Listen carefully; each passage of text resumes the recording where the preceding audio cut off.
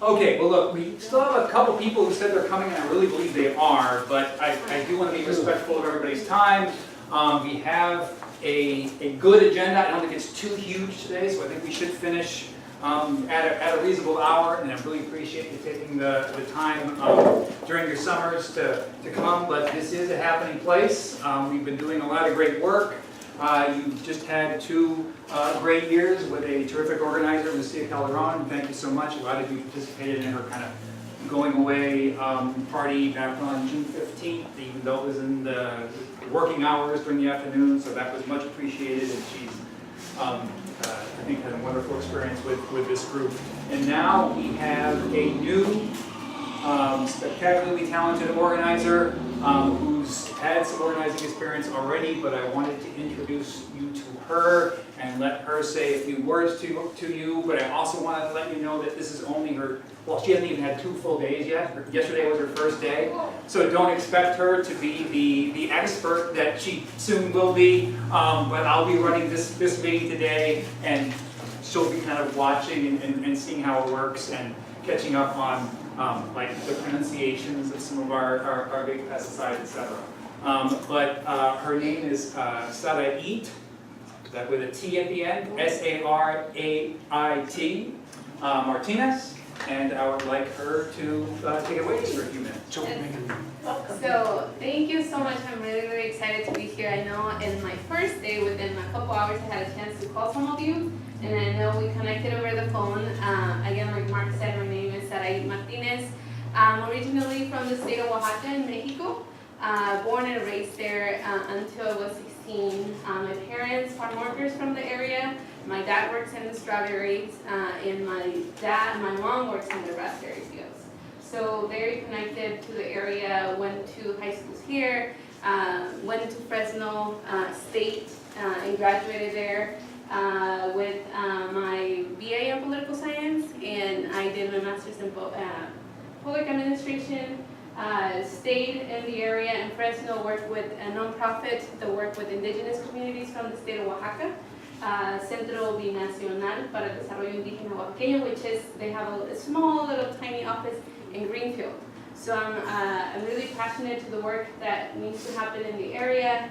I was working at CSUMB for a little bit, but my heart is, I'm an organizer at heart, and I really missed being out in the ground working. So again, I was really excited when I connected with Mark about this job, because I applied for the position years back, and Mark got the job. So Now that's persistent. I didn't even know that until like a few months ago. Yes. The people who hired me never told me. Yes.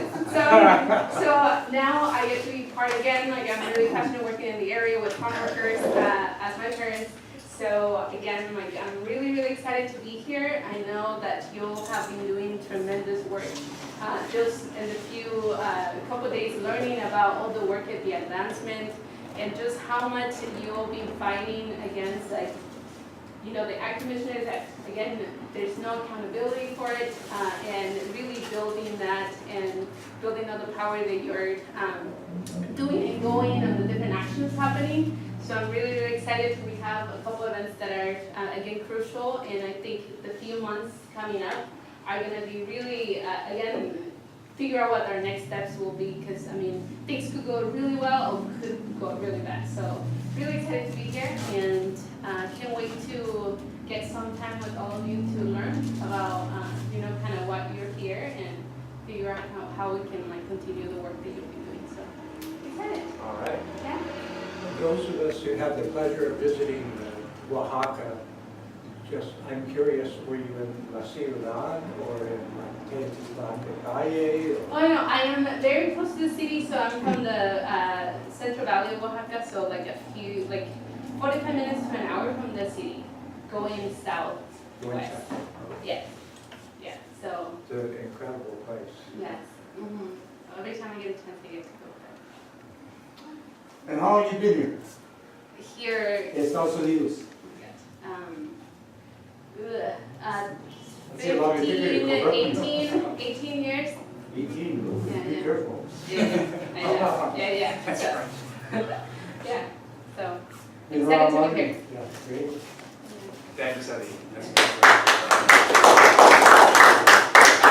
Okay, and I rudely did not introduce myself. I'm Mark Weller. I work for Californians for Pesticide Reform, and this is by far our strongest branch, the SASS groups. We even have 3 pieces of SASS, a Watsonville branch, a Salinas branch, and then a growing Greenfield branch.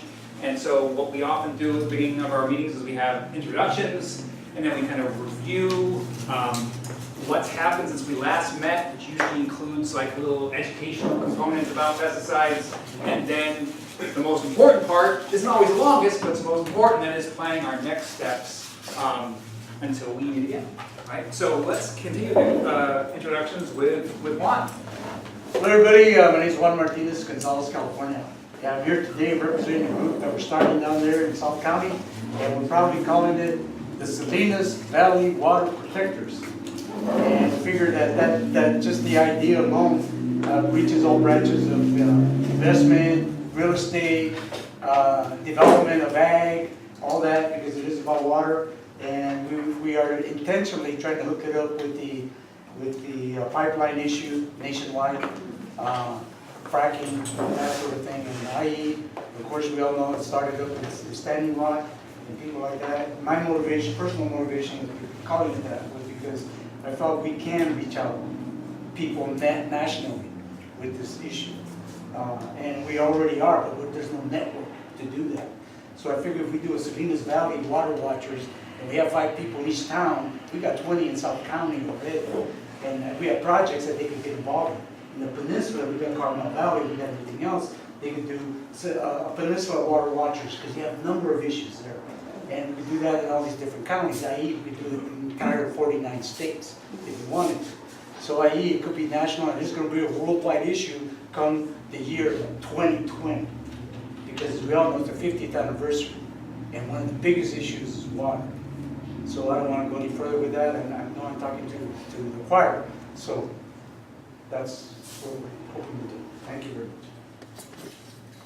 My name is Christy, and I'm a parent and a community member that's concerned about, worked with Measure Z, and came in with that, and with the idea of protecting water, and then also worked on a couple of campaigns. So I've gotten a lot out of working with SASS, and found myself catapulted into this as a issue when my son was diagnosed in 1994 with ALL leukemia. We started listening to and hearing a lot of doctors and nurses up at Stanford talk about the large group of children coming from this area. So I have gotten a lot out of SASS and want to do as much as I can to help. So I'm Dominic Dursa, just a local person from Salinas. I'm Joshua Ezekiel, living in Salinas for 27 years. And I'm active in California Teachers Association, where I spent the last 16 months trying to get the California Teachers Association to adopt a policy in favor of paper ballots. And at the very beginning, it was a tough sell. It has gotten easier and easier over time. I want to put together a group of people to see Jimmy Panetta, also in favor of paper ballots. So talk to me after the meeting if you'd like to join in. I've never had occasion to say this in the group before, but when I was 16, I took a hitchhiking and bus trip to Mexico, and one of our stops was the state of Oaxaca. It was a wonderful city. Yeah, I'm a 4th grade teacher and anti-pesticide activist. I'm Steve Eklund. I taught in the Ellisau District for over 20 years. And not too far from here, it's one of the schools I worked at.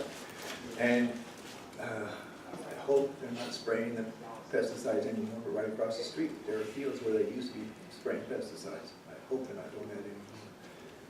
They store Chlorpyrifos right across the street.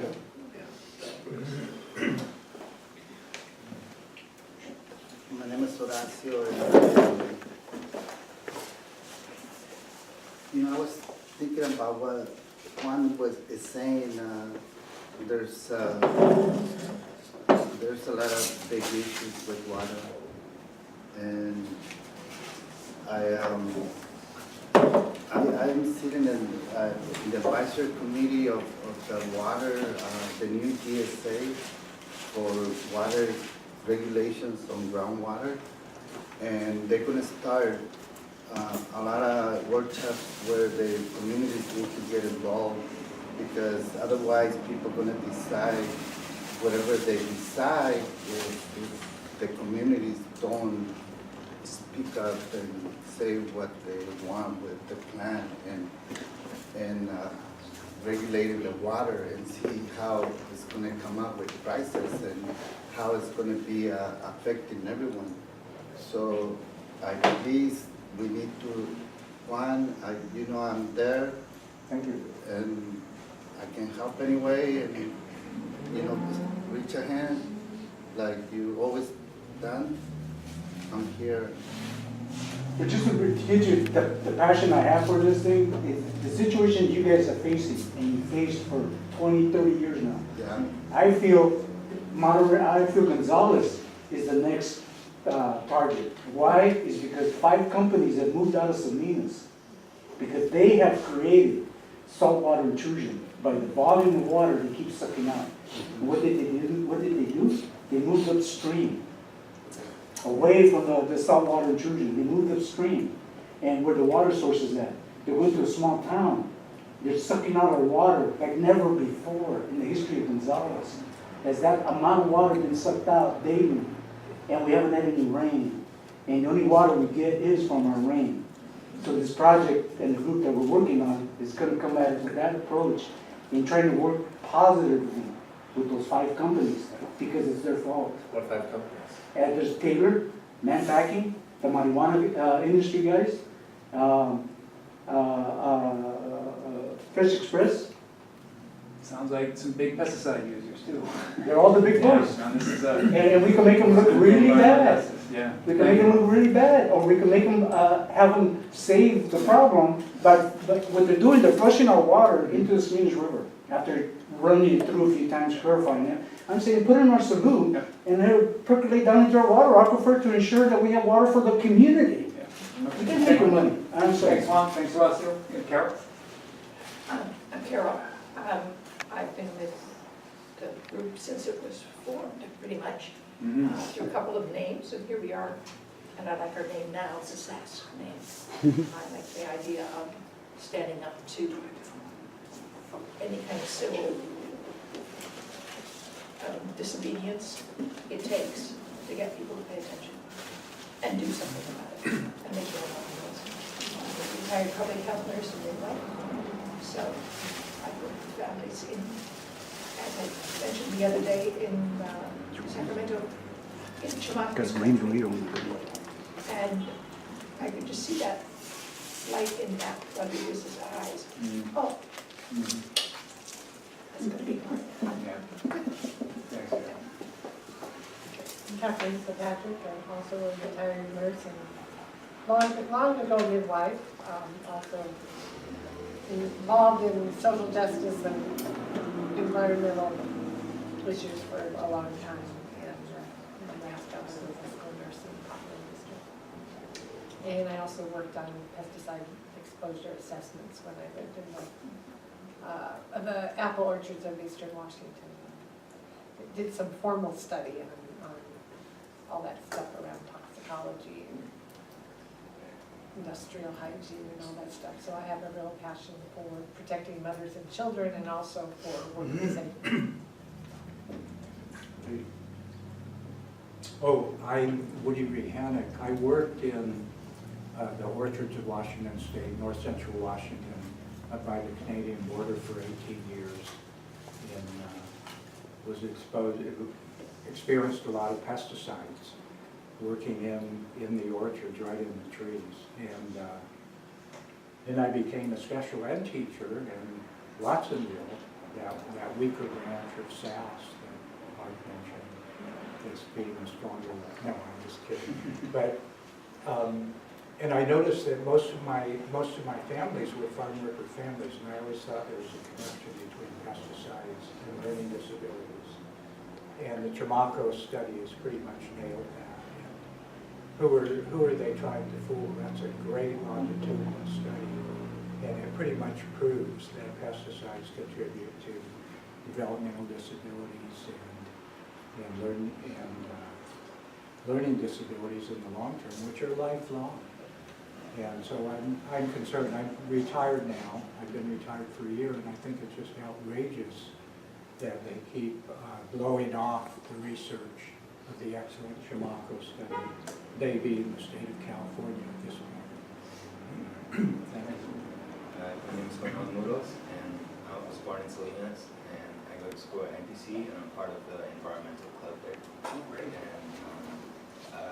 Lucia went to our class, or to an event for Earth Day, and that's how I heard about SASS, and then that's when I decided to come and do this group. What's your first name? Manuel.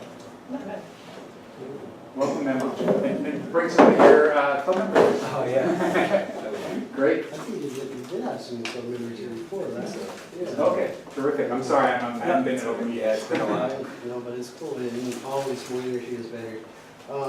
My name's Wes White. I'm I guess, a substitute as well. So even in North Monterey County, you see a lot of schools like Elkhorn specifically that I think of, and more than half a year that's under fertilizer and pesticide, and you can't even breathe out there. And you know, there's a couple of teachers that were pregnant that ended up having complications and such. So it's a huge issue. I've only been working with you guys for a couple of years, but it's going strong, and I know everybody's going to pay, everybody's going to return, paying them here and there, DPR, and we've done a lot of stuff, and I think we're gaining a lot of momentum. Nice. And Wes is the videographer of the region par excellence. He's been recording everything that matters, and it's just been, and he's helped us tremendously. I'll give you stories about that later too. Yeah, I'll pass out a card and Okay. I'll sell myself. Okay. All right. So I said, so Wes has introduced himself, and we have, oh, is it the reporter? Yeah, I'm Okay. sorry. I was trying to find your place. No problem. Would you mind introducing yourself? Yeah, I'm Marielle Argueza. I cover schools for Monterey County Weekly, specifically K-12. And I just want people to know that I talked to the editor of the County Weekly today, and they're doing a story on pesticides, Marielle is. And I said it would be okay for her to be here during the information part of the meeting, but that during our strategic part, we'll ask her to leave. Okay? You understand that? Okay. Yeah. Okay, that's the second part though. So, and we actually will get to, I think, what you're most interested in fairly soon. Okay, great. Okay. Did we miss anybody? All right. Well, let's again, because it's Sarait's like day and a half so far. I'm running this show today, but please don't hesitate to interrupt me. I tend to talk way too fast, and I'm trying to stay conscious of that. But also some of this stuff we're not able to make every meeting, and sometimes we lose the information that was at a previous meeting. So again, this is informal, and we appreciate any input you take. Also, we do end up having more burritos. We have 2 asadas and 2 vegetarians. So if anybody is extra hungry or didn't get one the first round, please help yourself. Did you get one, Juan?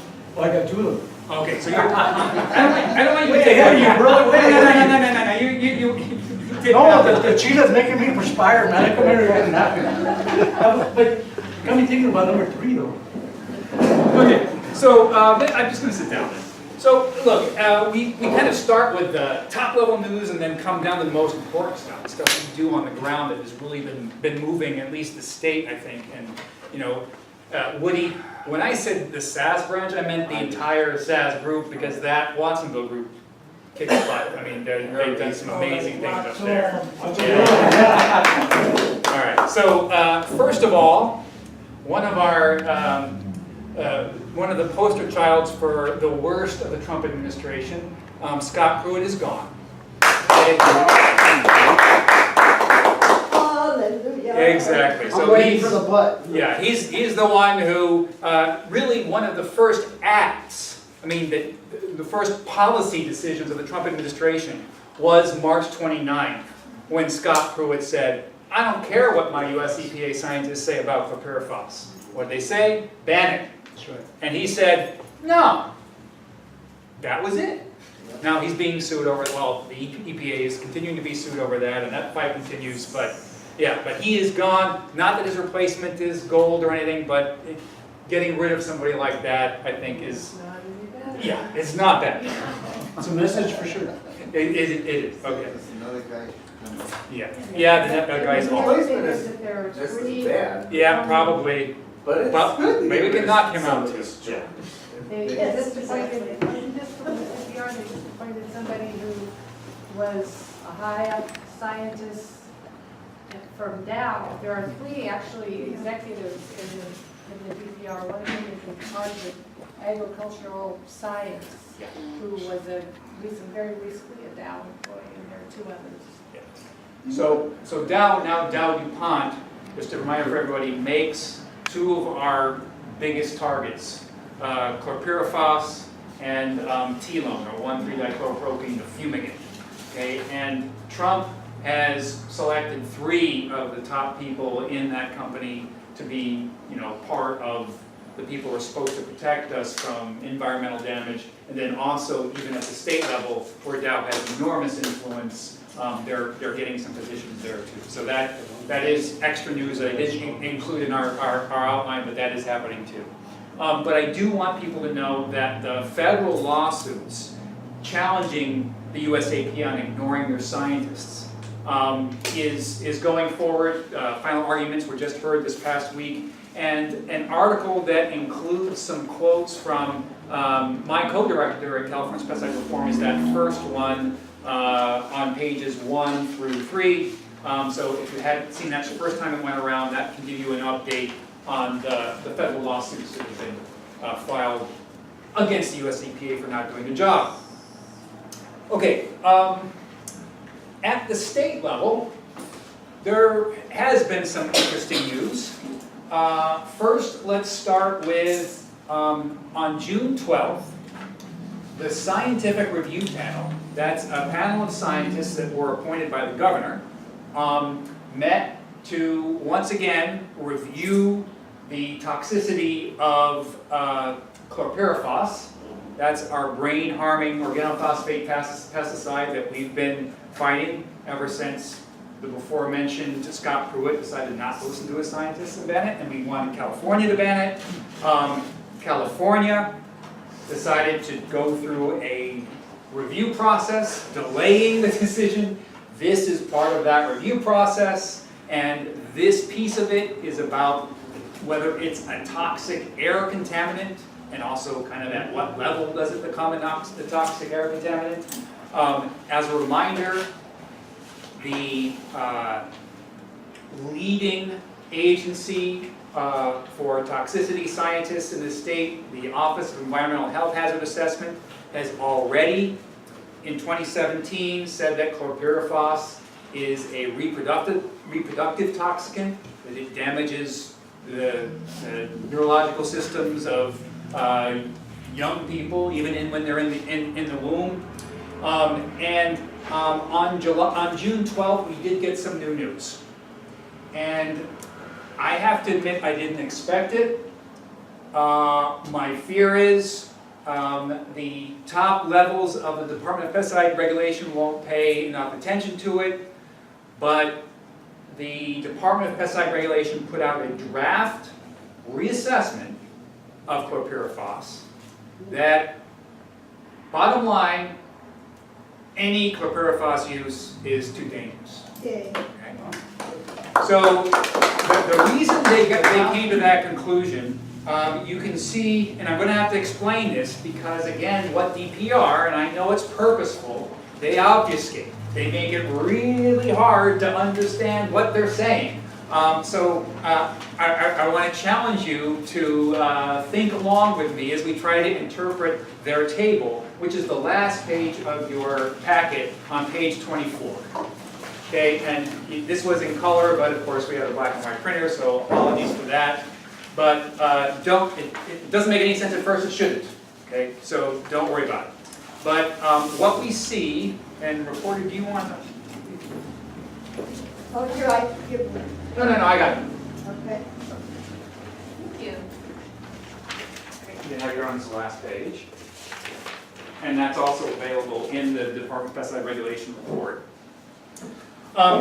So this was presented to us on June 12th. The draft report actually came out a few days before that. And what this does is it kind of rearranges our brain to think in an opposite way what we usually do. Usually we think of high numbers as bad, right? So we're thinking about high numbers must mean a lot of chlorpyrifos, so that would be bad. So any number here that is high is what we should worry about. Actually, it's the opposite of that. The lower numbers in this chart, the lower the number, the more toxic the effect. Okay? So and this is the Department of Pesticide Regulation, which is still ignoring, by the way, the study that Woody was talking about, the Chamaco study that was done on hundreds of people in our Salinas Valley. Right? They're still ignoring that. And yet, they're still reaching this conclusion, which says, if you can follow along with me, that, so the second row that says all infants less than a year old, okay, if you go across that row, the first one is for diet only. That means in exposure to chlorpyrifos on food alone. On the food that is out there in the state of California. In the last DPR report, 2.8% of all food has chlorpyrifos on it. That means every week you're eating chlorpyrifos. Because if you have five helpings a day like you should, over 7 days, that's 35. 35 times 2.8% is 1. Okay, yeah. What's interesting is most infants under the age of 1 year don't eat a whole lot of produce. Yeah. Well, no, they keep that in mind. So that's what an infant amount would be, and so that's why that number is actually bigger than the number for children 1 to 2, right? So children 1 to 2 eat more, so that number is actually lower, because that means it's more dangerous. Whereas the bodies of people who get older can. Anyway, so you can see that for every age group that they studied, just on diet alone, just on the residue on food, there's no tolerance for chlorpyrifos. It should be eliminated. All right, Mark, yeah. Could you explain that a little more? So Yeah. it says 37 here in the cell. Diet only would be all infants in a year. So 100 would be the level at which they say we would be healthy, we'd be okay. And then the numbers below 100, it's dangerous, it's a health risk, and above 100, they say it's not really a health risk. Thank you. Yep. Does that make more? I mean, it's hard to think that way, but that's the way they've done this. Okay, so that's just for residues on food. The next one is for drinking water, and Juan and Horacio were talking about this earlier. Chlorpyrifos in California's drinking water, and they actually said it was not just drinking water, but they used, what's the top level of water they call? Surface water. Surface water. That's what they used in this case. But again, we see that for every age group that they studied, drinking water alone is too dangerous to allow for chlorpyrifos use. So this was only surface water? That's what they used in place of drinking water because they didn't have a good, they didn't have good evidence, they didn't have good studies on drinking water. And Ana Caballero repeated the industry point to us, but after a week it disappears. After a week, the chlorpyrifos disappears? Yeah. In what? In the, yeah, that's a funny magic trick. Yeah, if it's true or not, don't know, but the best response is, so what happens in between? Yeah. All these contaminations go on. I think my response was, then why is it in 90% of Americans? Yeah. Well, that's, What did she say? We know she's not with us on this. But it is interesting to keep pushing. Yeah, do you have a question, Juan, about that? Not a particular question, but in terms of where you're going with the conversation, because I wanted to add something in that has nothing to do with the actual criteria that you're presenting and the consequence of that. But I wanted to sum up something that what he's talking about is the issue that it's out there, but nothing's happening. So I wanted to go there. Yeah. What do we do about it? Right, well, we're definitely getting to that. Yeah, that's what I This is wanted- the setup. I don't want to cut you off, so No, please. thank you, no, appreciate that. Okay. Yep. I have a question. So why they use groundwater? Because groundwater is the one that is getting more polluted. That's a good question, Horacio, do you know the answer to that? The chlorpyrifos is not highly soluble in water. So it gets into the surface water, the ditches and the streams and all that. And then it breaks down when it's exposed to light and different life forms and all that. So I don't think that they test groundwater for contamination for chemicals that are in small, like if you did your well testing for your groundwater, they wouldn't test for something like chlorpyrifos. Why? Because it's Not on the list expensive. that's required. It's expensive to test because it's available in small quantities. So You they know how test, much? I have no idea how much it would cost, but they use it like electron. Because But if it doesn't mix well with water, that means it's heavier than water, so it would go down into the ground, right? Well, it adheres to soil particles. More of a solid. Yeah, but Right. So it does break down. it does break down. It does break down over time. There's no doubt about that. But Somewhere between 18 and 45 days. is yeah, what it- so it's not exactly what Anna said, but it does eventually break down. Yeah. Or it doesn't. If Then there's one more of had it, and concern then there's more because it just applications, went and it doesn't go It away. wouldn't be Right. in Yeah. most scenarios. Yeah. But why wouldn't it go down into the ground and further to the aquifers? It was just if it would, I don't know that it doesn't. yeah. The fact that it does break down along the way would likely mean that the concentrations aren't as high, not that they wouldn't be awful still. But that's just not, as far as I know, what we have in terms of evidence and study, through study. We have enough. I mean, we've been saying for decades now, and now even our Department of Pesticide Regulation seems to be coming around with this study. So they're finding that chlorpyrifos is more dangerous than they were originally willing to admit. And so this next column is combined spray drift. So this is the stuff when chlorpyrifos is applied in the fields and it drifts. And remember, we argued that we needed mile buffer zones around schools because pesticides drift far more than a quarter mile. Yeah. This table for the combined spray drift, if you can see it's got that D footnote. D says that distance is 2,608 feet. That's just a little short of half a mile. And at that distance, you can see that for infants, the number is below 100. So at a half a mile, Still too high. where some kids are in daycare, right? Even with the new buffer zone rule, not far. infants are at risk of exposure to chlorpyrifos. The DPR admits that with this table. I also Now, want to- they also have, excuse me a second, they also have another table that I don't have here for a quarter mile, and everything is shaded. Wow. Everybody is at risk at a quarter mile for chlorpyrifos. What I was going to jump in and also throw in is that if that is at a quarter mile, the question then becomes how much wind push there is. Because further south you go, that quarter mile becomes nothing. The Yeah. wind would take a quarter mile in no time. Right. That chemical gets from here to there before it breaks down.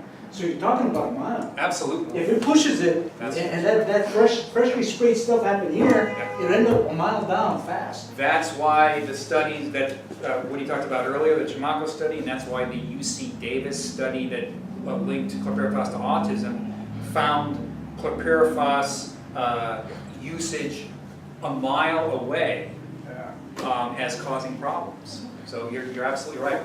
Okay, so then what they did is this thing that combined all the risks together. And you can see those numbers are really low, which means they're really bad. So that is a very unscientific way of trying to explain what DPR has finally admitted. But it really was rather, for people who were there, I know Kathleen and Woody came up, so you were up with us too, Carol. Anybody else come up with us that day? I know we had like a car. Anyway, so we witnessed this and it was pretty amazing. And so what we would expect is, well, if they admit this, then they got to change the rules. They got to protect us, right? We got them. Yeah. Well, they haven't yet, but right after this presentation in Sacramento, we took our group up to one of those sky suites they have up there, and they have pretty nice offices up there, you know, in the 12th floor or whatever it was, a complete wall of glass, and you see the scene of Sacramento below you. Yeah, it's something just to be in those rooms. But we had so many people around the table that people had to sit on the sides and things like that. And we talked to the head of the Cal EPA, Matt Rodriguez. Okay, and we said, hey, you got to suspend this stuff now. Okay, maybe your hearing's not done yet, but your DPR is now admitting that this is too dangerous to use. So stop it. And he said, well, what do you think? We need further study. That's exactly what he said. Kathleen, you were there. What did he say? He said, it's not within my power to do this. Yes, but he He did said, say, if I were to do it, there would be a lawsuit immediately. Oh. But he said, Oh. he would like to see it done. If you don't do it, there should be a lawsuit. Yeah. He wants to see the determination made, he said, within his tour of duty, and it sounded like he wasn't gonna be around a whole lot longer. Oh, well, that was convenient. So remember, there's going to be a change in governor, and the governor appoints these top positions. So Matt Rodriguez is believing that he won't be reappointed by. Well, It'll be Gavin he Newsom, might right? want to retire. Yeah. What did you want to add something? Because you were there Yeah, too. we also said that tomorrow the governor of Hawaii is Yeah. signing a Chlorpyrifos ban. Yeah. This is your chance Which he did. to sign on, you know, the ground's been broken. Yeah, you know. And What did he say to that? he said, if I ban Chlorpyrifos, Dial and Monsanto will present me with a lawsuit that will slow things down. His strategy was, let's go ahead with this process, you know, which to us is painstakingly slow and it's a delay. I think they're hoping at some level someone will save them from, but Hawaii had the gumption to do, based on real science. Governor Ige said, we want to protect our keiki, our children. This is a fundamental part of the Hawaiian state constitution. And he signed it with the great ceremony. So we may be able to follow up on that. I am so sorry I got messed up with the timeline of when we last met, and I was thinking the June 15th celebration for Lucia was our meeting, because we already knew about Hawaii then, but that wasn't the meeting, was it? Hawaii banned Chlorpyrifos. Yeah. Okay, so they beat us, but that's a good thing, right? And so we were able to put more pressure on California decision makers now, saying you're not the first, you're not doing it alone. And to recap what he said, Matt Rodriguez basically was saying we need to go through the entire process to be protected legally, right? has anybody sued Hawaii? I don't know. But that's You first thought that, right? Hawaii was legislation. Banned in Europe. No, Chlorpyrifos is not banned in Europe. It's banned in the UK. Chlorpyrifos is banned in the UK, except for like Brussels sprout starts. There's one exception. Yeah. They got the prince behind them there. He's way into organic, or one of those guys. Okay, so look, we're not where we want to be, but we're getting there. It's much slower than we wanted, but because of our pressure, DPR felt they had to do a process. That process at this last meeting looks like it, because we use science. I mean, the scientists told DPR they needed to look at new studies, and when they looked at the new studies, they came up with this new information. So, you know, we are going to keep pushing. So Juan, what did you want to add? I wanted to add the fact that some of the problem as to why the Chamaco studies has not been as successful as we had hoped is our fault. I'll put that on us, number one, because we have the tool at our hand and we're not using it properly. So we talk information at these meetings about the study and get us also up to date, educated, and kind of motivated to where we're going to go. So my point is then, how can we get that documentary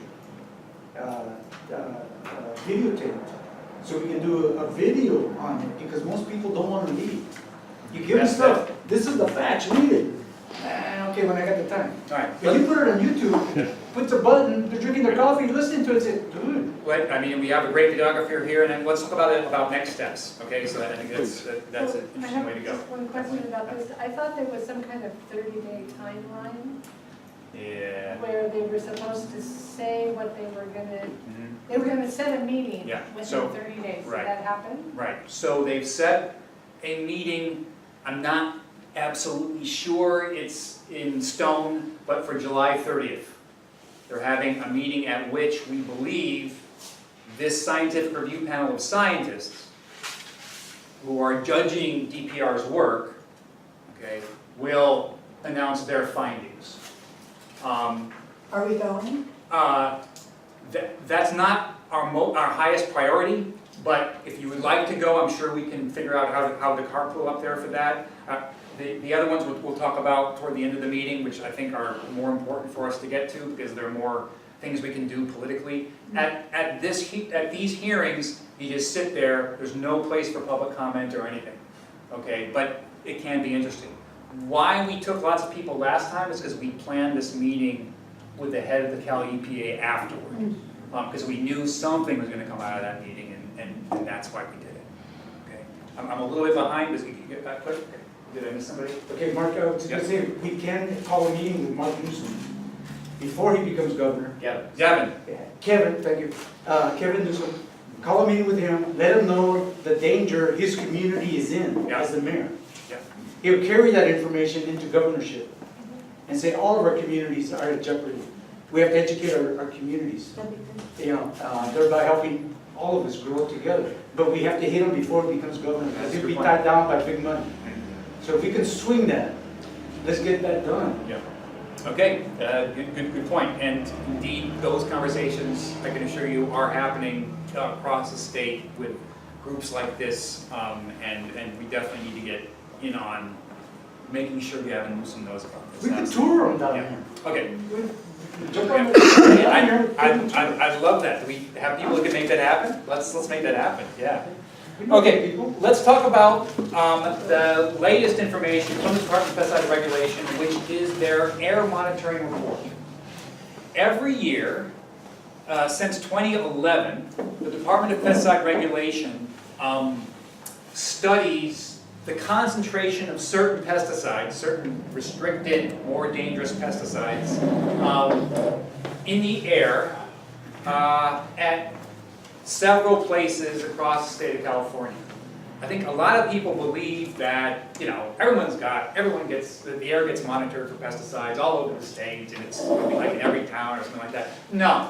Until last year, there were 6 in the entire state.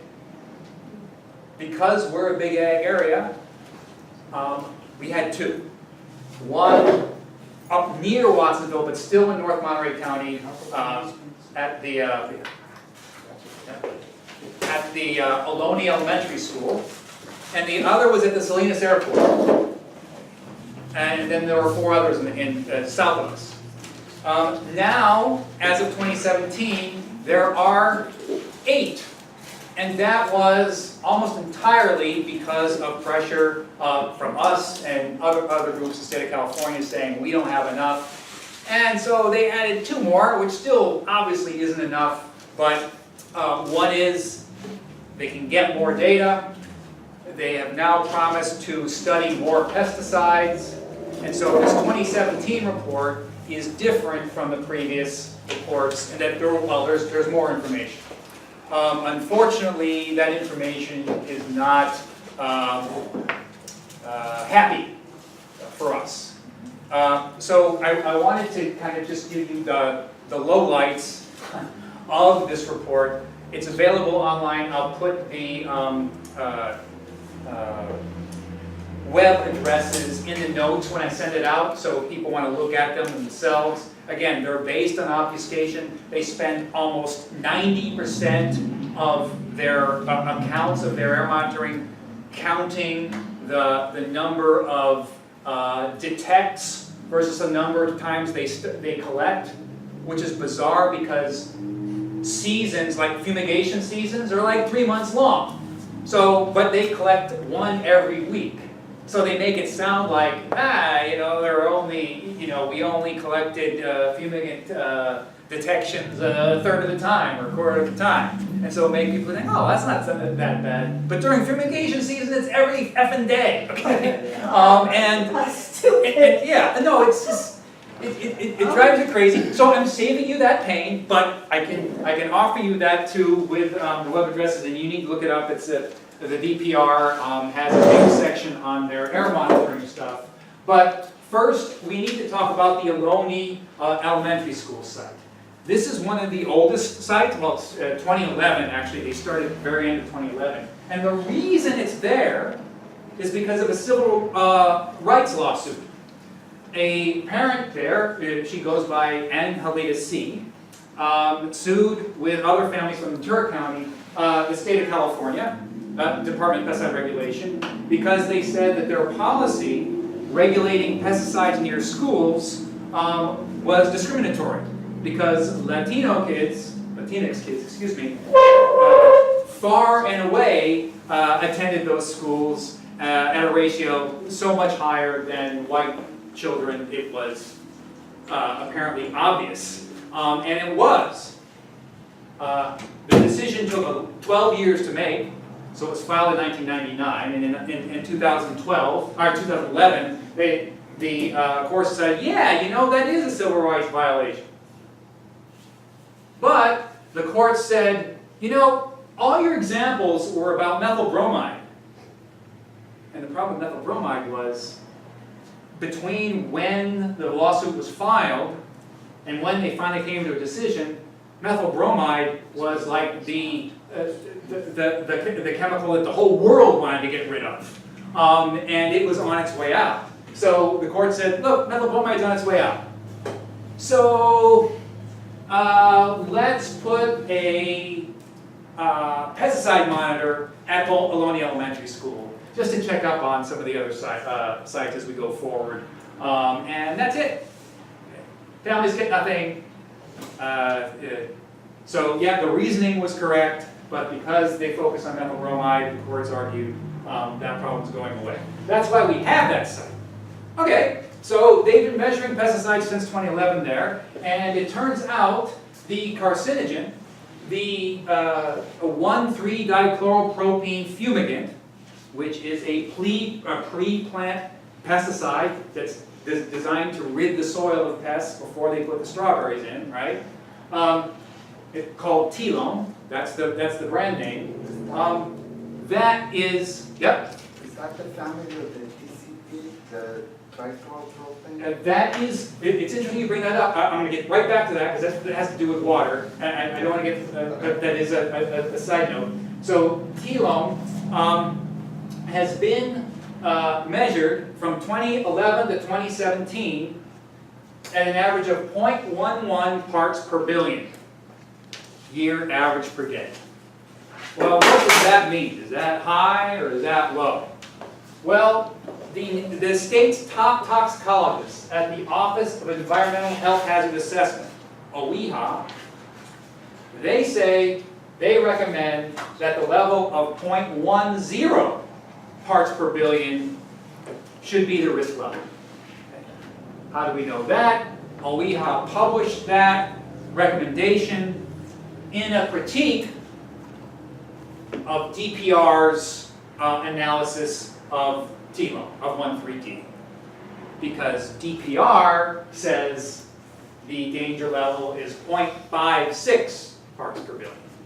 And DPR, one, does not consider children different from adults in that study, and they don't consider that T-loam in combination with chlorpyrifos or other pesticides might add to the danger. And I know, Carol, you've been bringing this point up since I think the first meeting we ever had.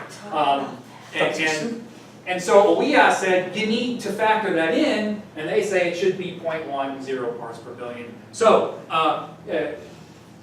a year ago, the Department of Pesticide Regulation came to Pajaro Valley School District with the happy news that the level was at 0.12 parts per billion. That was 2 years ago, actually. And the teachers were like, why should we be happy about that? OEA says it's 0.10 parts per billion. And they acted like they didn't even know.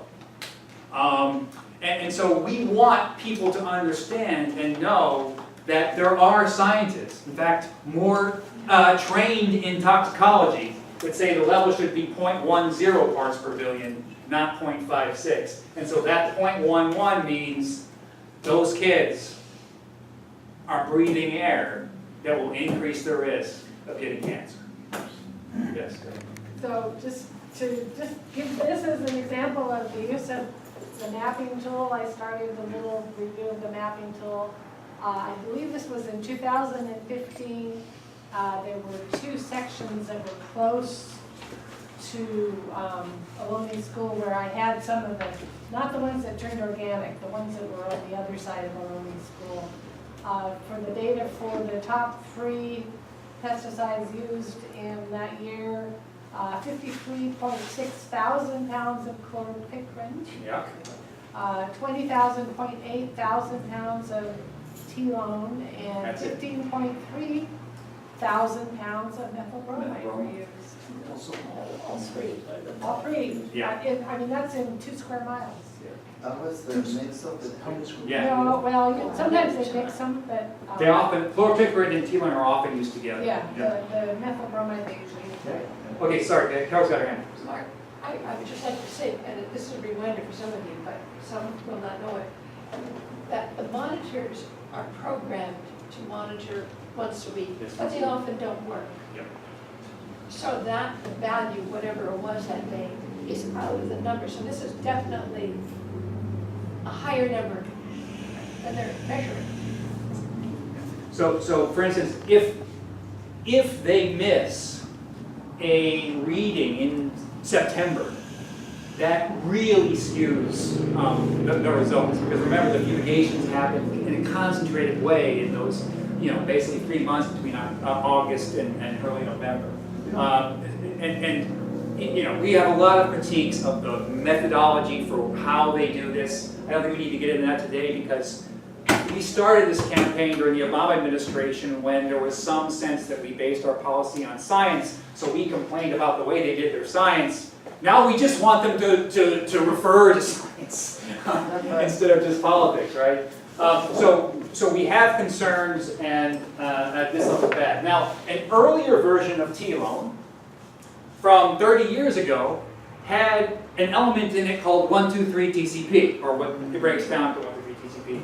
And even though Dow and Shell knew it did nothing to help with killing pests, and they knew it was a carcinogen, they kept it in they kept it in their product because it was more expensive to take out or some bullshit. And now we're still paying those costs because it has polluted much of the water that we drink in California, and communities are faced with these incredible bills of trying to clean that stuff up. So an earlier version of T-loam is still haunting us, as this later one may haunt us in the future with increased cancer rates. Wonderful story from Dow. Yeah, those guys, they really poison everyone, even all the organisms that are in the ditches, in the rivers, poison that. So how do we protect those? Yeah. How do we know that the readings are going to be read, the truthful, because they're going to start fumigating soon. Oh, yeah. Fumigation is gonna start. It's starting now. I mean, well, it starts in August, mostly, yeah. So we need to find out how are we gonna protect that information, because otherwise they're gonna keep hiding it or manipulating it. Yeah. Well, there's a reporter here, so maybe we'll get some of that information out. So that's one way. But we also have to do our own media and our own publicity, and then we also have to challenge DPR on the way it does its work. And we will be doing that. In fact, we'll be going to up to Sacramento on August 8th to talk to Brian Leahy, mostly about Chlorpyrifos, but also about this kind of stuff. Other questions? Josh and then Juan? Just an observation.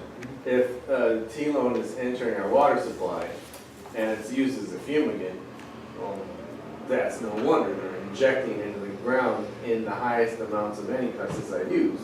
Fumigants are used more than any other pesticide found in town. Okay. And it is listed as a groundwater contaminant. So we talked about groundwater earlier. This actually is. I mean, we have, the state has evidence of that and listed as that. Yeah. Did you want to add something, Juan?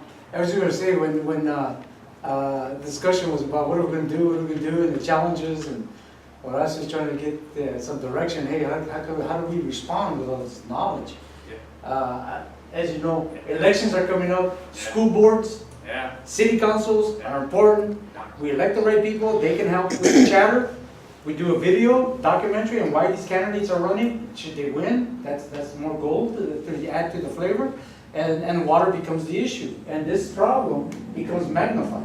Big time. And I don't want to, I know it's really, I mean, we really want to get to, okay, what do we do about this crap? And we should, but I just want to get through some of the information first, and then we'll definitely talk about what our next steps should be. Did you want to comment on that, Christy, or? I always do it as an action, so All I right, so just I'll say it hang later. on that for a little bit, okay. Because then we're going to ask the reporter to, okay. All right, so that was our top concern at Aloni. Now, we have many other concerns too. They detected many pesticides that are banned in the European Union, for instance. Almost half of all that were detected. And in fact, at the new Chular site, half of all the pesticides that they detected in the air in their canisters, which yes, are collected once a week, there were 51 in Chular, so they must have lost one. Half of them are not on the not approved list in the European Union. In other words, they're banned there. That's 28 countries that are somewhat wealthy, and they decided this stuff is too dangerous to use here. We don't want our kids near it. And here in Chular, and that's actually at Chular Elementary School, that air monitor, half of them are not approved. And that includes 1,3-D, and they had one pesticide that, I lost my bag. Anyway, one pesticide that was found every single test, which is banned in the European Union, and it's got a long name, and my apologies. I'll get that to you some other day. Or I'll put it in the notes, how about that? So we're worried this is the first test they've ever had at Chular, and then of course, our third low light is that there's no Salinas site now. And it used to be at the airport, and we said, what's it doing at the airport? The wind's blowing the wrong way, it's on the wrong side of the city, it's far from fields, and still, at the Salinas airport site, they found Chlorpyrifos at 3 times the US EPA health risk level in 2014. And it was more than a mile from the nearest Chlorpyrifos application. I mean, it was crazy. And so we made the argument that you need a different Salinas site, and instead of using a different Salinas site, they moved to Chular. Now, we do need one in Chular. Why did they move to Chular?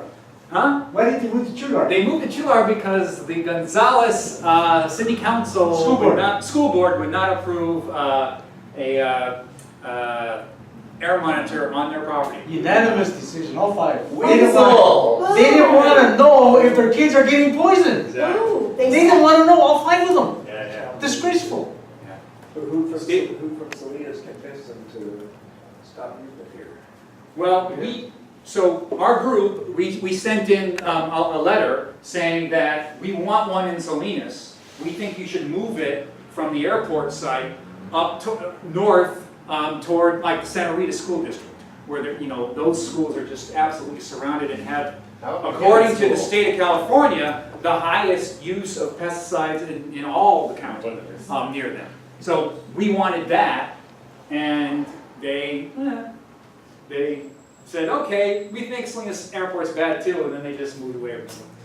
So that's not a good thing. So is it on a school? Chular, it's supposed to be at Chular Elementary. I have not seen it, so I'm not positive about Is it that. on the roof? Oh, I When did. kids are down here? We're talking They're about- usually not on the No, roof, they're on they, the ground, they're big. yeah, They're big. they're big on the Oh, ground. you saw the one in Aloni. No, at the airport, it was on the roof. Oh, oh. Send us a picture and we'll track it down, we'll find it. Okay. We'll shoot over there and take a look for it. Okay. And then the last thing that we wanted to point out about this air monitoring result, and we've complained, the CPR, the California Pesticide Reform, has complained about this every year. It's like, look, you've got to account, you can't just add them up and say individually none of these exceeded our risk levels. They don't call them risk levels, they call them, there's some weird bureaucratic language. No observable effect. Well, no, that's not, there's something else, there's like a, I'm sorry, I can't think of the name of it, but it's like a word that says, we'll look at it if it reaches this level. And then there are others that have official regulatory targets, but very few have official regulatory I remember targets. who sets the regulatory target. Yes, DPR. So there's no accounting in this study for combination effects. UCLA. And the UCLA report from 2 years ago said you must consider that, and they modeled how it could be a synergistic effect. And in fact, what Chamaco's study is showing too, the one where 522 pounds of organophosphates within a kilometer of a pregnant woman, for every 522 miles you saw a 2-point decline in IQ. That was another example of synergistic effects because alone, some of those organophosphates did not give that effect. But if there was like less of one organophosphate combined with another, then it did have an effect. So that suggests that there's also synergistic effects going on with other pesticides. That was a little confusing, so don't worry about that to be honest. Okay, any questions about the air monitoring results? Again, I'll put it in the notes so you can look at yourself. They actually had 4 reports, 4 different reports. One of them looked at Parlier in Fresno County, and it had levels far above even DPR's own cancer risk levels. So there are places where it's actually worse than it is here according to DPR. Yeah, I think it's worse when they, if they use the airplane or if they use the helicopter. Absolutely, yes. The needs of. Yeah. Our reporter has a question. Yes. If I may, so this study was done between January 2017 to December 2017. The report has come out now. Yes. Okay, got it. Yep. Oddly enough, the air monitoring reports, which seem to me to be far more complicated than some of the other reports DPR does, comes out more timely.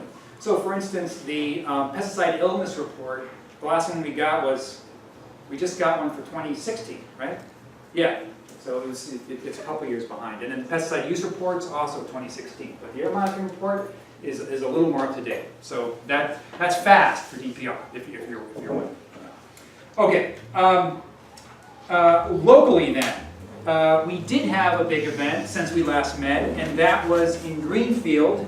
We had a big rally. Was anybody here at that? Oh yes, Josh was there, Woody was there, Kathleen was there. What were your thoughts? We didn't have an audience, preaching to the choir.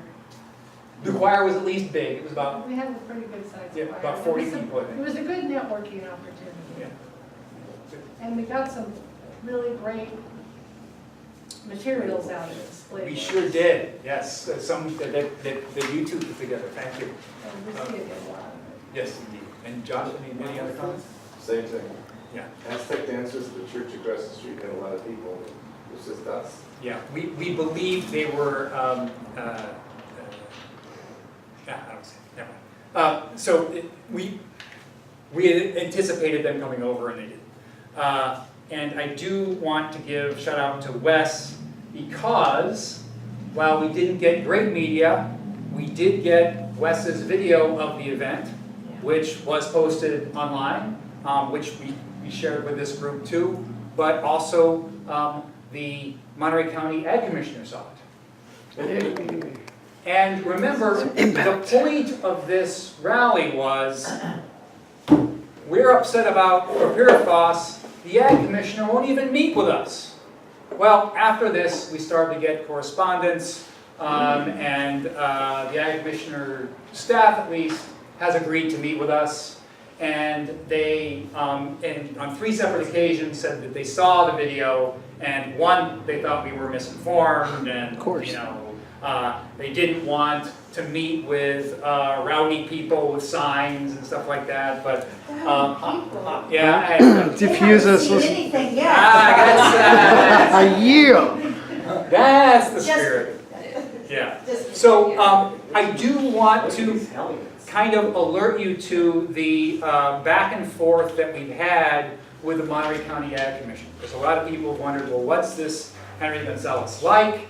He had a relatively good record, seriously, compared to other ag commissioners. In Ventura County, he implemented buffer zones around schools before the state required him, right, quarter mile. He even put, it was a very small, but he put the only Chlorpyrifos buffer zone around schools in the state. It's 300 feet, but it was something. The Central California Alliance United for Sustainable Economy cause had told us that he had, you know, met with them and talked with them, but we're not off to that good a start. So we've been trying to meet with him, and I think he's reported in some of these meetings before, since he started, since back in March. And initially there was like no response at all. And then, you know, we started getting legitimately angrier, right? And then let's pick it up on May 29th, when Henry finally responded through writing. And he says here on page 14 that, yeah, he's gotten our letters, and he says in the second paragraph, first, I would like to share with you and the Safe Ag, Safe Schools members that I am partnering with the California Department of Pesticide Regulation to host a 2-day environmental justice pesticide enforcement workshop to be held in the spring of, drum roll please, 2019.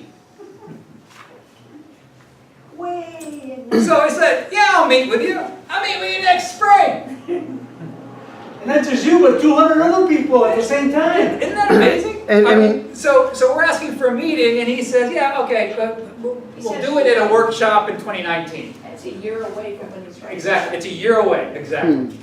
And aren't they going to control the narrative in that workshop? But it gets worse.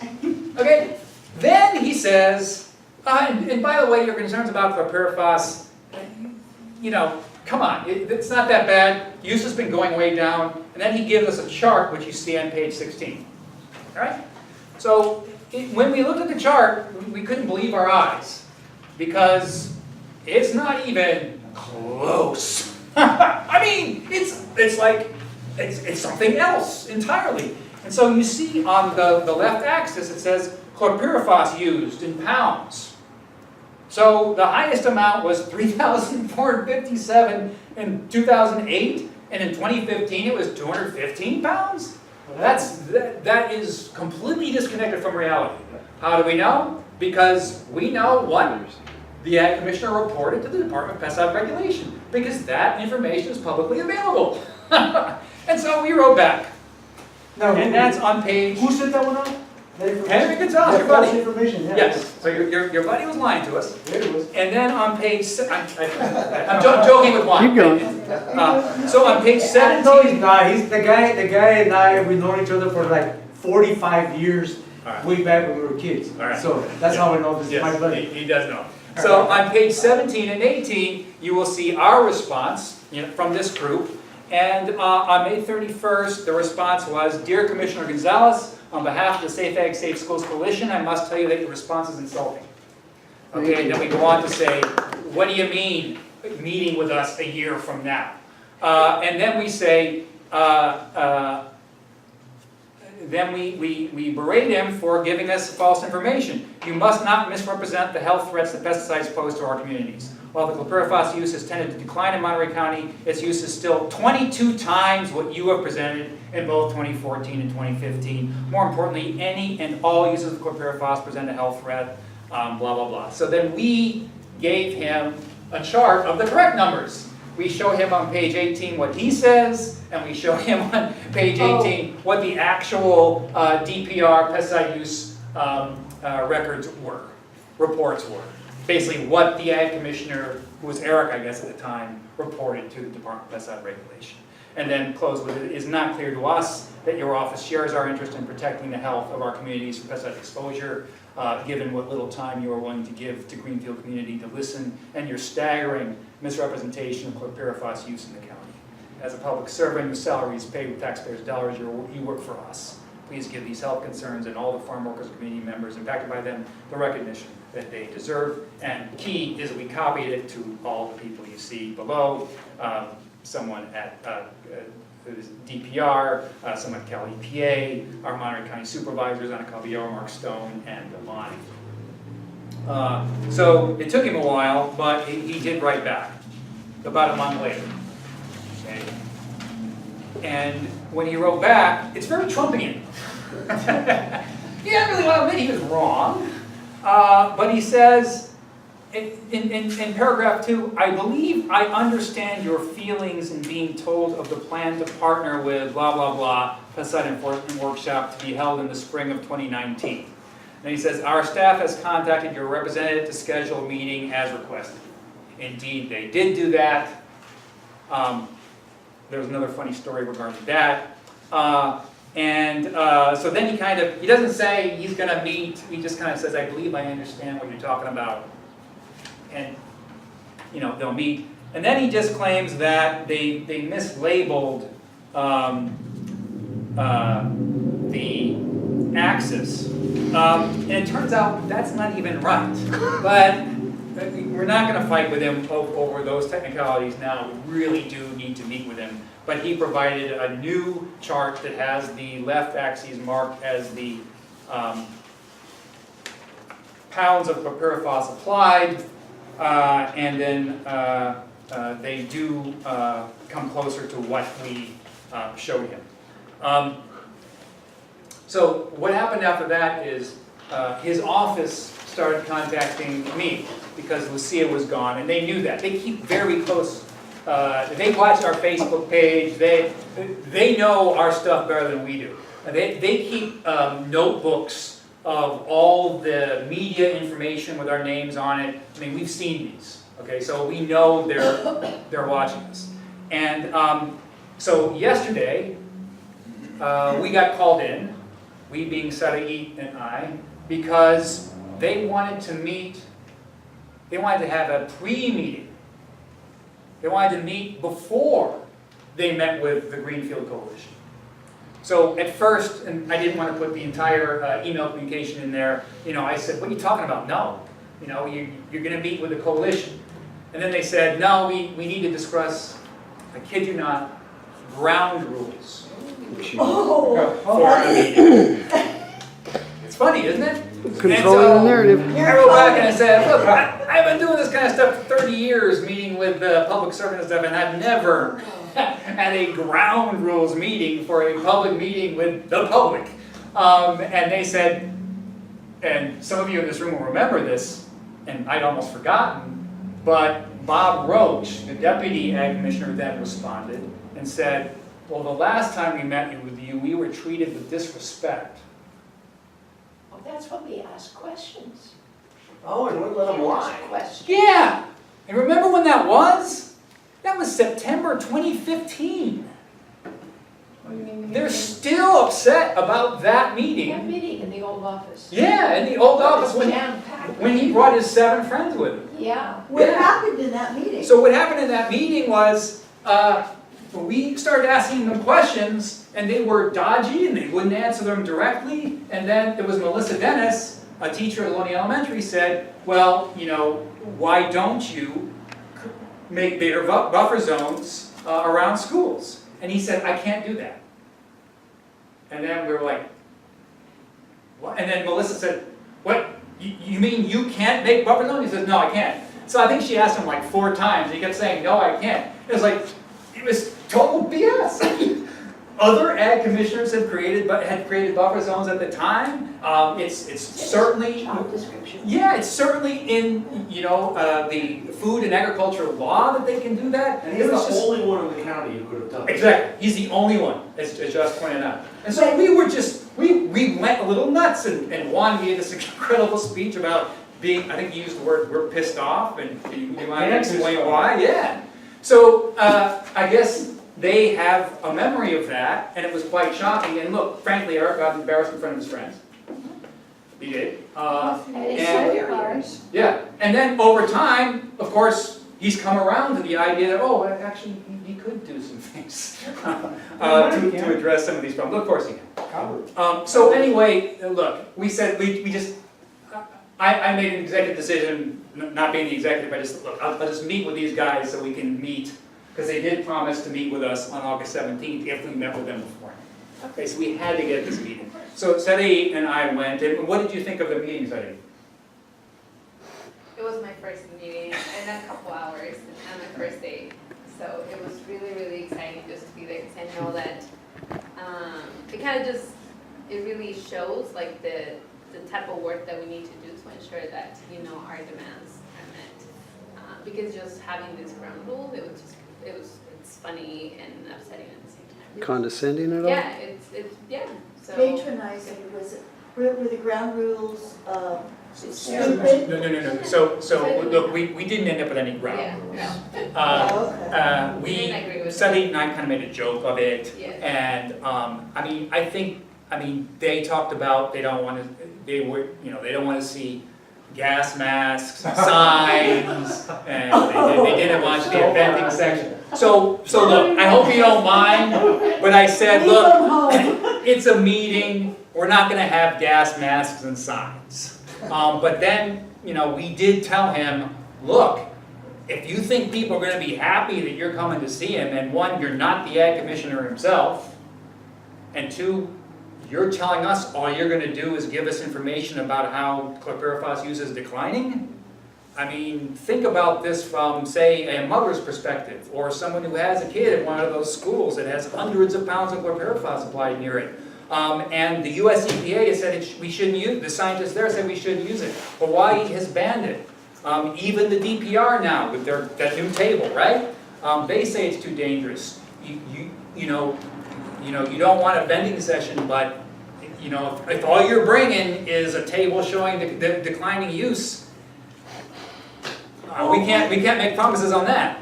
Well, were the signs, and besides the colorful language from Juan, was there a lot of disruption of the process? No. It wasn't even that Some colorful. objections. I had to explain to them, hey, we're frustrated and upset, and you blame the people for being upset? You guys don't give a darn? Yeah. Yeah, It was you know, perfectly legitimate. It was, and in fact, we still have it on video. Yeah, it was nasty, you know. So I saw a couple of hands. So Christy and then Rossio.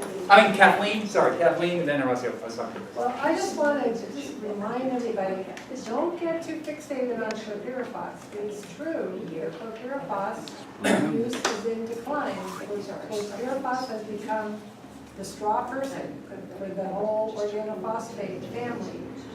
Next to Aloni School, there were no pounds of Chlorpyrifos applied, but there were 333 pounds of malathion, which is just as bad. Is that the family member? Yes, That's a family family Yeah, member. organophosphates. The organophosphate family. So you know, don't just focus on this one thing you want done, focus on organophosphate. Right, but strategically, Kathleen, I mean, just going back historically with our group into why we decided about the Chlorpyrifos campaign is because Chlorpyrifos is bigger than just another whack-a-mole campaign, because it is the campaign that the Trump administration picked out and said, we don't care about science. We're discarding all of this giant weight of evidence and the recommendation of the top government scientists in the land. And then the state of California refused to take in that US EPA science and instead decided to do their own. So one of the reasons for the Chlorpyrifos campaign is this larger issue of how are we going to make our policies based in evidence. So it's a little more, has a little more strategic and political importance than what I would say a typical whack-a-mole, we don't want this pesticide and then the next replacement will be better. But you're absolutely right, we need to get rid of organophosphates. That was, in fact, before the Chlorpyrifos campaign, when we thought Chlorpyrifos was going to be eliminated, when we really believed that was going to happen in 2016, we were almost resigned to that fact. We were talking about an organophosphate campaign next. So I think you're right, that's where we have to go. But right now, I think the laser focus on Chlorpyrifos is really important for us. It's like other social justice organizations are counting on us not to lose this one. Because then we lose evidence. Right. Evidence, yeah, everything. Momentum, everything. And we got to have evidence to make policy. So, Josh and Woody? Yeah, I'm desperately curious, and I think you're right. Yeah, they will use other pesticides, but this didn't just happen. What's the mechanism? And I think it could be kind of communication between regulators and industry. Look, they're bringing in a lot of heat. You need to cool this down, and you can have it back in a couple of years, because they wouldn't be refusing to regulate it or ban it. They haven't offered that, no. If that were in the works. So, yeah, great. They're reducing it, they're using something else. But if we can't have our ban, they're going to bring it back. Yeah. And then the other, and I'll be right back to just on that point. While, right, there's none at Aloni, at Greenfield I and at Vista Verde Middle, there were hundreds of pounds in that 1 square mile land survey section. And we know from the UC Davis autism study that within a mile, for every 100 pounds, you have a 14% increase in the chance of a woman giving birth to autistic kid, a kid with ASD, autism spectrum disorder. And so that means for 200 pounds it would be 28% and so on. And we're talking about 660 pounds, I think that was at the middle school, and then another 400 some at the high school. So where those pounds, declining as they may be, are distributed is also really important to us. Yeah. Okay, I cut somebody else over here. So Woody and then Horacio, thank you, sir. And then Yeah, Mark, you said what I wanted to say. When I went to Greenfield, I mapped out from 1991 to 2016 and actually printed out the maps, and I have those display boards. But in 2016, that square mile, Greenfield High, and there's a preschool there. Also, there's, yeah, and there's also the junior high in the next section. Yep. And Patriot Park, and half the Chlorpyrifos sprayed in Monterey County is concentrated in those 2 square miles or sections, and it's on the map. She's putting all those folks on there, all those housing developments, governmental sponsored, government developments, low income. Yeah, it's right by the park where we all had that our stuff's in institute it. there. And the Catholic Church in the far corner. Yeah, but it's environmental racism. Yeah. This stuff is focused right where there are kids and people of color. It's not. And they use it for vegetables? Grapes. Grapes, Right. In this case, grape wine grapes. We drove it. Okay, this is really frustrating. You know, the more you know, the more you realize you don't know and stuff, right? And you get frustrated. I'm feeling that way and anxious to get my buddy off his butt and get him moving on doing something whether he likes it or not.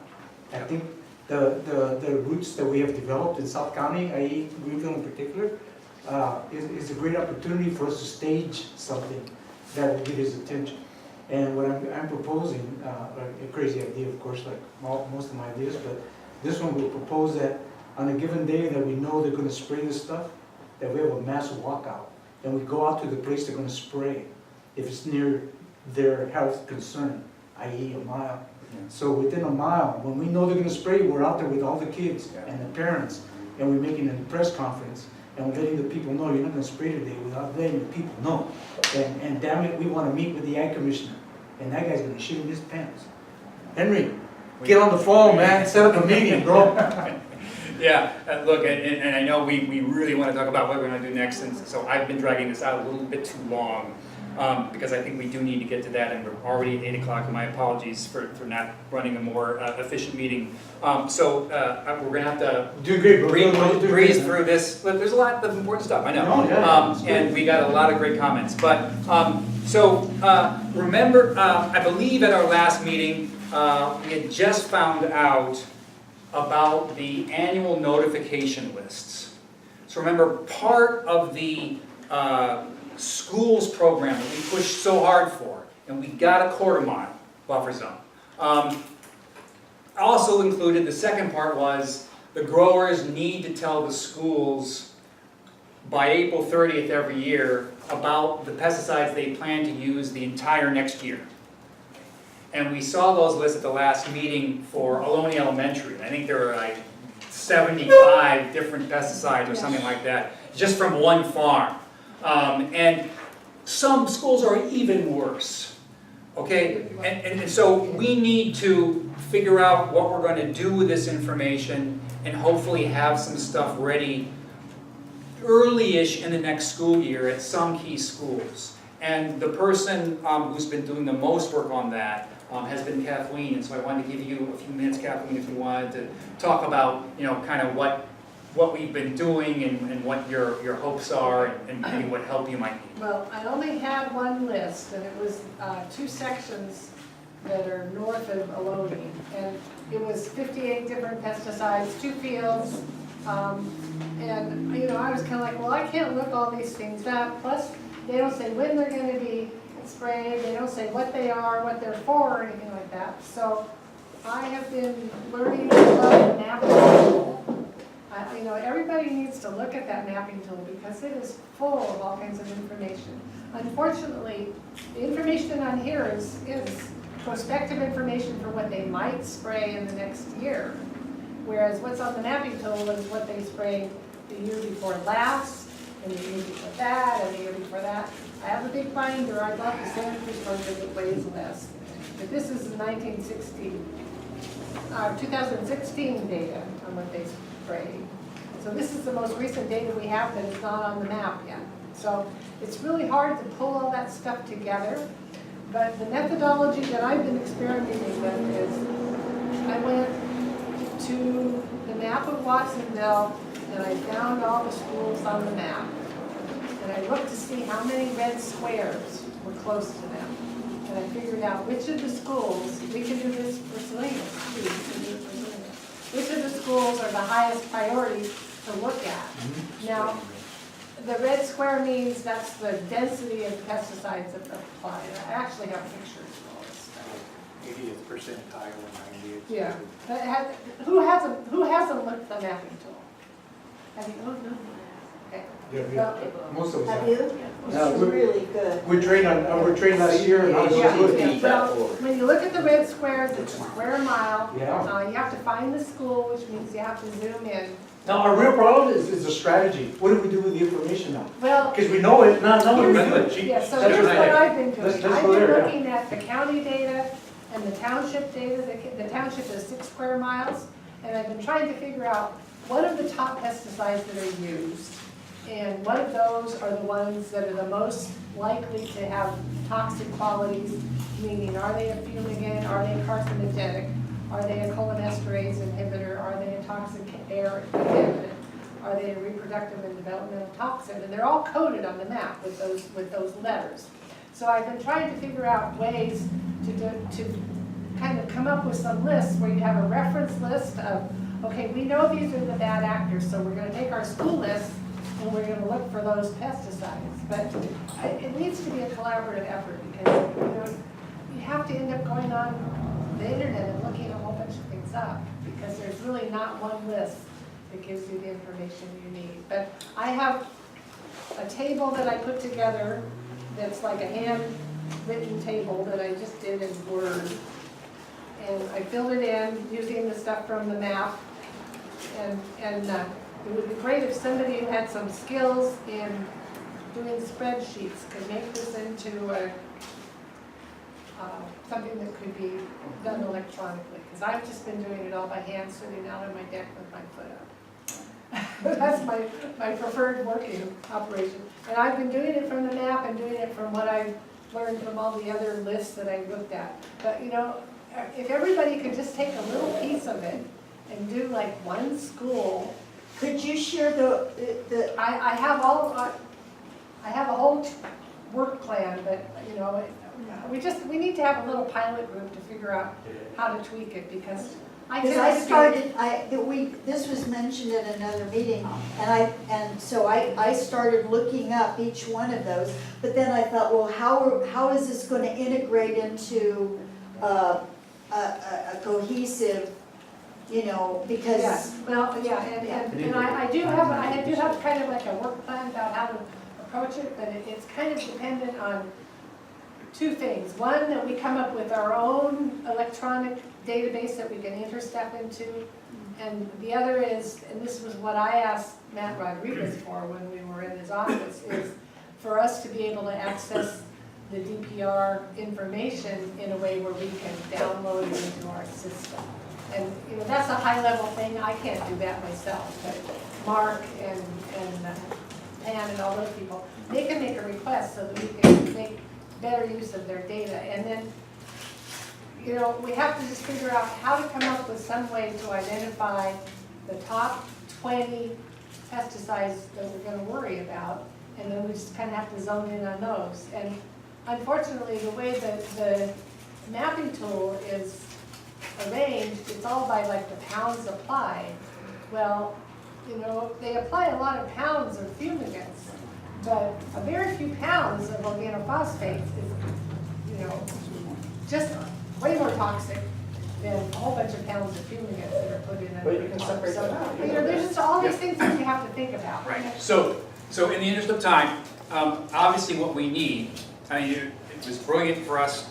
I think Kathleen just stepped up, but she was the first one to kind of investigate this, and we have another student who had volunteered to help us out, but we're going to need more help. And so during the next step session, we're going to see if anybody else would like to be part of like a subcommittee where we would meet and talk about how we're going to break this down and make it so it can be replicated. I would, if I may, Mark, I like what you're going with it. I would suggest that we set up a meeting at today's meeting about that committee, just so that we can start, because schools are starting up in August. If we could time it with the excitement of the new school day, there's a lot of information handed to kids, and parents are showing up at the schoolyards. We could be one person, doesn't matter, if we talk to the right people, one person in every targeted school, just passing information out with the press there, as a press conference, and a couple of concerned parents. It'll be on the press, everybody will hear it. Wes and the great So we'll work that out in the committee, and yes, I think we should set the date maybe at this meeting. Excellent, great. Okay, another thing I want to let people know, the Monterey County Pilot Notification Project, that project for 3 schools in North Monterey County where the Monterey County Ag Commissioner gives them 5 days advance notice of fumigations. We were told yesterday that North Monterey County is also getting that 5 days notice. And they are planning to expand beyond that, but they were very fuzzy about where or when. But they also expressed hurt that our group had not endorsed their website about the notification project. And I haven't been to all the, unfortunately haven't been to all the Salinas meetings, and I didn't know if we have looked at that website before. It is called, and this may be the very reason why we don't endorse it, what is it called? FarmingSafelyNearSchools.com. Yikes. I can see Carol going, ah. Well, that sounds like Brian Leahy's newsletter. Exactly. So they wanted me to come back and ask the group if we would put our name on that as kind of official endorsers. And I couldn't remember if we'd had that discussion yet, or if we'd looked at that website. But I will tell you that on the website, they have a question and answer section where they say, the question is, how come you don't have mild buffer zones like the pesticide advocates or something activists or advocates? I think it was advocates. Advocates, Requested.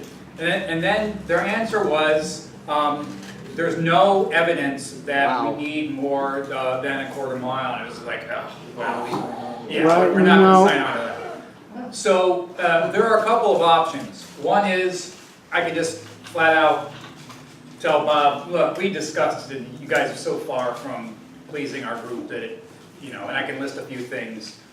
Or I can say, hey, not everybody in the group has seen the website yet, so I asked people to look at it and we'll discuss it at our next meeting.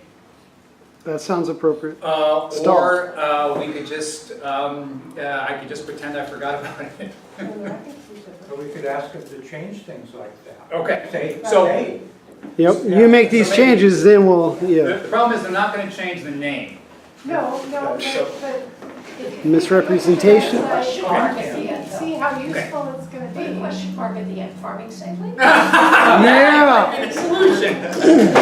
Thank you. That says it all. I think that Yeah, a reasonable response would be to say, the reason we haven't endorsed this is because you did not collaborate with us. We would love to have a team composed of members of both our organizations working together to make this. Meeting with the Ag Commissioner. Yeah. And because he hasn't met with us. And we're since not set they're up for making claims that are so extravagant, I think we should request some claims that are equally powerful. Yes, That's our chance. Should I request a raise meeting? them. Should I request a meeting with Henry Gonzalez to discuss it? Yes. Yes. Of course. Yeah, what's this thing? Will do. So we were waiting for that. I like it. I like You it. guys, I know Henry Gonzalez. In his heart, he's a good guy. Yeah. He's worked and he's committed to the work that he does. The problem is, they got his ear. We don't. We need to find a way to get his ear and his respect, okay? Because the fact that he's paranoid, what's on the, what are you guys gonna talk about? No science, tells me it was paranoia because someone's talked to him negatively about us. So that's understandable, right? Okay, if that's understandable, you know how he's acting, saying, hey, wait a minute, tell me what I need to know so I can, and this is legitimate, because I used to be an elected official and I used to have these touchy meetings, very touchy. You're a school board member, you know, and a union guy, start more powerful than a school board member, let me tell you. So, what it is that they don't want to be blindsided with a question that they don't have an answer for, and then they're the bad guys because we didn't answer the question.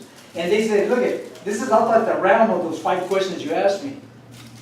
And there you leave a little opening for play, right? Because in conversation, things happen, and things open up, as we saw with Trump and other newsworthy people, things just happen. But they need to know, hey, our concern is this, we want answers on these things. Right.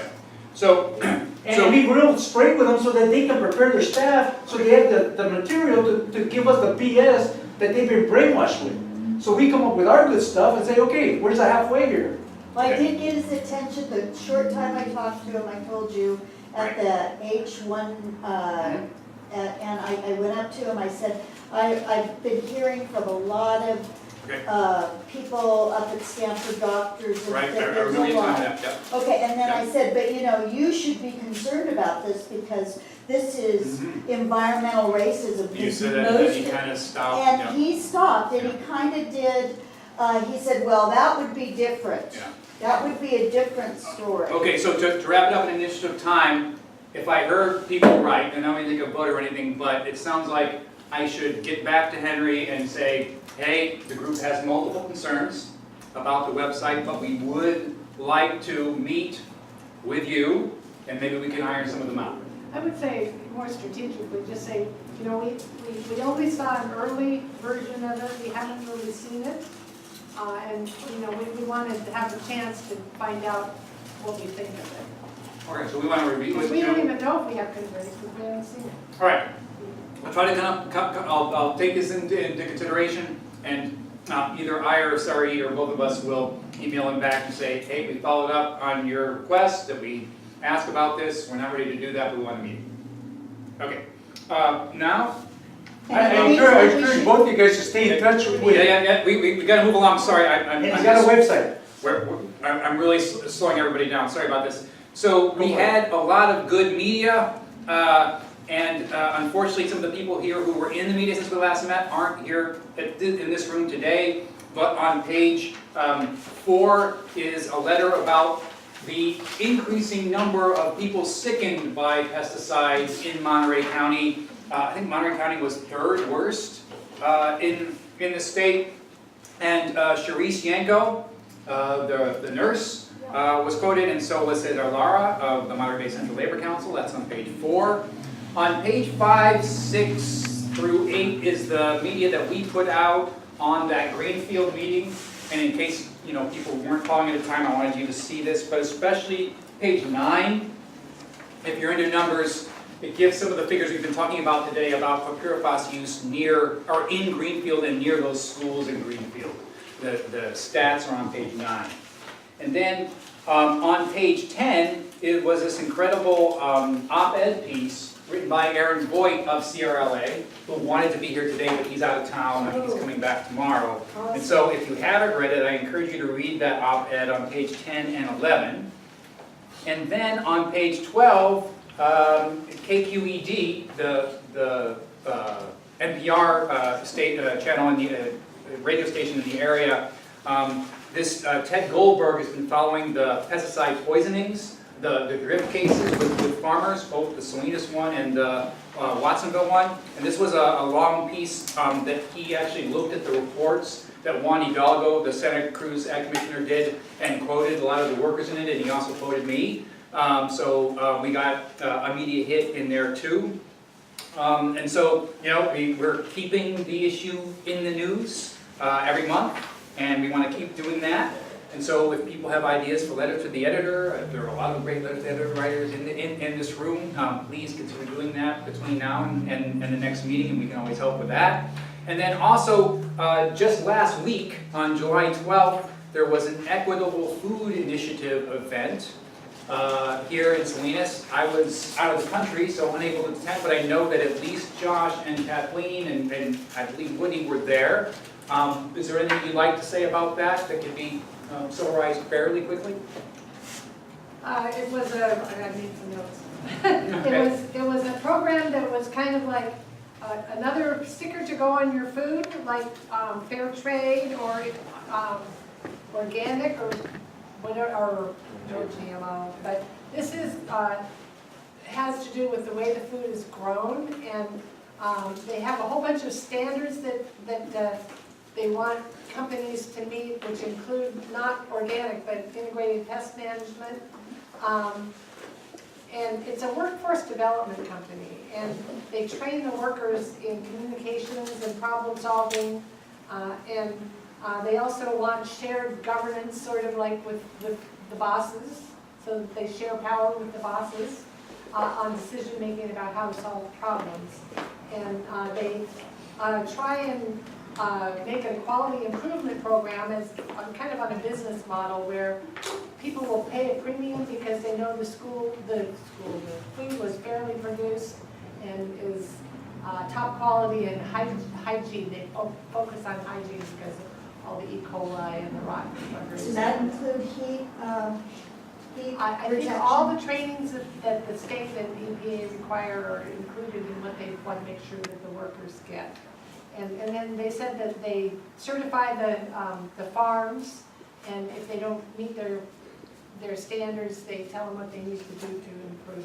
So I thought it was really interesting because it's a business model and it doesn't involve the government at all. It's not a union, but it focuses on worker empowerment. And I was really impressed with Josh's translation, and I was also impressed with the workers who spoke. They didn't speak as much about how much more money that they were making. They spoke more about how they felt like their work was valued and they felt like their dignity was respected, and that they got to be involved in the operations of growing the food and be valued for that. And that was the thing that was the most important. Would you agree with that, John? Yeah, it's just that I don't know where it stood on the spectrum between something really good and flim-flam. I found it to be very short on specifics and very long on positive adjectives. So the people were saying, this is really good, they respect us, we have more time with our children, they value our participation, but they also said it's not a union. And when I asked, well, why are you happy not to have a union? The woman said, oh, it's because they don't take dues out of my paycheck. Oh! Nickels and dimes. She had the wrong translator. No! So I don't know. Is it good or is it not? And they were saying, here, try our strawberries, and they looked very good. But they also said, not that they're pesticide free, but they use less pesticide. I asked, okay, how much pesticide? What's the minimum? The minimum. But what is the minimum? I don't know the answer to that question. So it could be a good thing. It was hosted at UFW, but is it a good thing? I can't tell you. There wasn't anybody from UFW there, though. Okay, we're getting close to 2 hours. I see some hands, Dom and Horacio. So this group came up with the idea of going to produce managers at Safeways? That's part of their campaign. They already have 22,000 workers who've been through their training. They have 27 farms signed up. They have Costco signed up, and they have Whole Foods. And they're looking for another big buyer so that they can have a way to promote their production as, you know. Yeah, I'm just wondering, I mean, obviously it's not a question for you, but I've worked for Safeway all the way up to management level. Produce managers aren't the ones you want to hit. Like they just scan stuff out of a book to order stuff. You'd have to go higher up the chain, because once you get to the produce managers, it's all about the dollars and cents. And this was 8 years ago when I was there. It's just gotten worse now. Trust me when I say they're not looking to, unless that book that they order from has something like this little tag, they don't have the time to figure out which one of these things is. Or the power locally. Yeah. You know, they have a little bit, you get a little bit of wiggle room to order stuff locally, but people tend to get pissed off about that because it puts you over budget and you don't ever want to be over budget. Yeah, that's on volume, not on the actual product. Or And then second, you just want to go through the union for that at least. Just go to USCW and be like, hey, talk to your produce managers about that. That's a little bit simpler to work with. Yeah, Peter Monterino and Dell. I'm really sorry. I don't want to drag you guys out until 10 o'clock tonight. But thank you so much. And I got assurances from Margaret Reeves of the Pesticide Action Network, who's been working on this, and she may have even been there. She's a scientist that the UFW has endorsed this. And I didn't quite understand how that happened or why, but maybe it gives a little more, maybe it might address some of our concerns. Anyway, something to continue to consider. Thank you so much for attending that, and it was just the worst time for our group because we had no organizer and I was out of town, so I'm glad some of us were able to go. We need to talk about some of our next steps, so please turn off the